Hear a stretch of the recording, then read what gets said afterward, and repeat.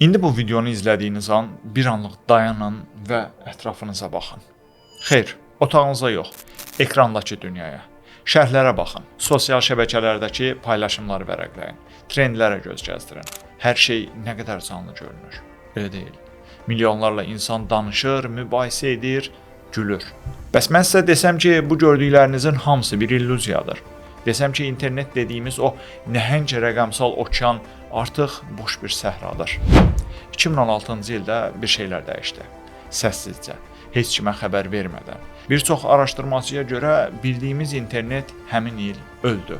İndi qarşınızda gördüyünüz o sonsuz məlumat axını real insanlar tərəfindən deyil, süni intellekt alqoritmləri və botlar tərəfindən yaradılan süni bir simulyasiyadır. Xoş gəlmisiniz. Bugün biz rəqəmsal dünyanın ən qorxulu və bəlkə də ən real nəzəriyyəsi, ölü internet nəzəriyyəsini araşdırırıq. Hazırsınızsa, pərdə arxasına keçək. Yaddaşınızı biraz təzələyin. 2000-ci illərin sonu, 2010-cu illərin əvvəlləri.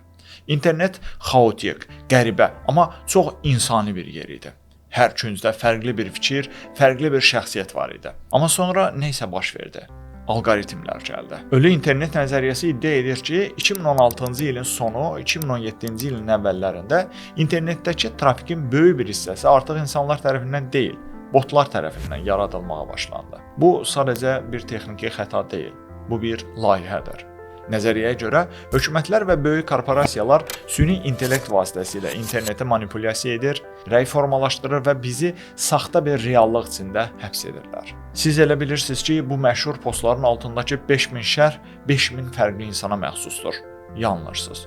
Onların bəlkə də 90%-i eyni mərkəzdən idarə olunan, insan dilini mükəmməl təqlid edən proqramlardır. Bəs sübutlar hardadır? Gəlin faktlara baxaq. Imperva tərəfindən aparılan araşdırmalar göstərir ki, qlobal internet trafikinin təxminən yarısı artıq botların əlindədir.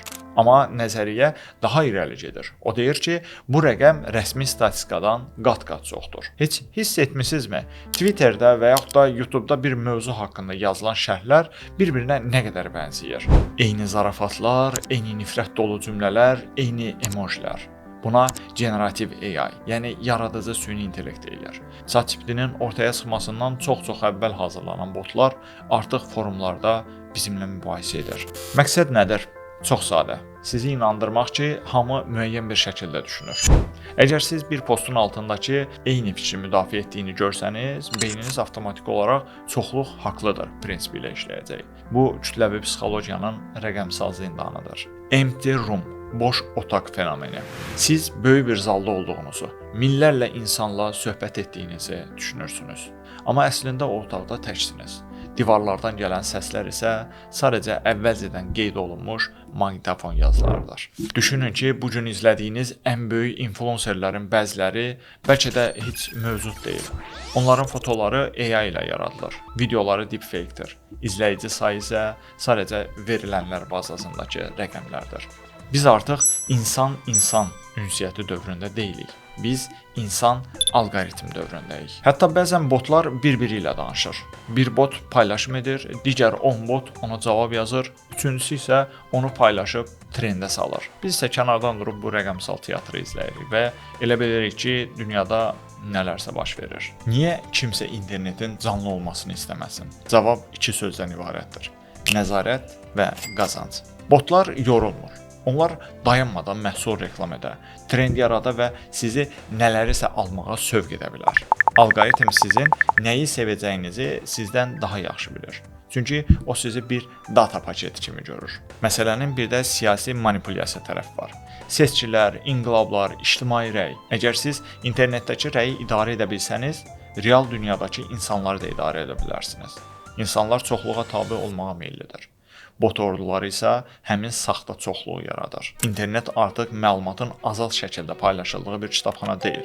O, sizin diqqətinizi satmaq üçün dizayn edilmiş bir tələdir. Bəs yaxşı, internetin ruhunu necə xilas etməliyik? Bəlkə də hər şey o qədər də qaranlıq deyil. Bəlkə də hələ də burada, bu videonun altında bir neçə real insan var. Ölü internet nəzəriyyəsi bizə bir şeyi xatırladır. Rəqəmsal dünyada gördüyünüz hər şeyə inanmaq beyninizin idarəsini alqoritmlərə vermək deməkdir. Biz yenidən insan olmağı, offlayn dünyada bir-birimizlə göz-gözə danışmağı və hər oxuduğumuz şərhi bir həqiqət kimi qəbul etməməyi öyrənməliyik. Çünki əgər biz diqqətli olmasaq, bir gün həqiqətən də o boş otaqda tək qalacağıq və divarlardakı əks-sədamızı başqa bir insanın səsi zənn edəcəyik. Sonda sizə bir sualım var və bu sualın cavabı bəlkə də hər şeyi aydınlaşdıracaq. Siz bu videonu izləyib bitirdikdən sonra şərh yazacaqsınız və əgər yazsanız, mən sizin real olduğunuzu hardan biləcəm? Bəs siz mənim real olduğuma, yoxsa sadəcə mükəmməl hazırlanmış bir rəqəmsal obraz olduğuma necə əmin ola bilərsiniz? Düşünməyə dəyər. Mən Arif Qərib. Bu gün internetin qaranlıq dəhlizlərində gəzdik. Əgər hələ də buradasınızsa və realsınızsa, videonu bəyənməyi və əgər bot deyilsinizsə, öz fikirlərinizi yazmağı unutmayın. Ağı qaradan seçməyiniz diləyilə. Allaha əmanət olun.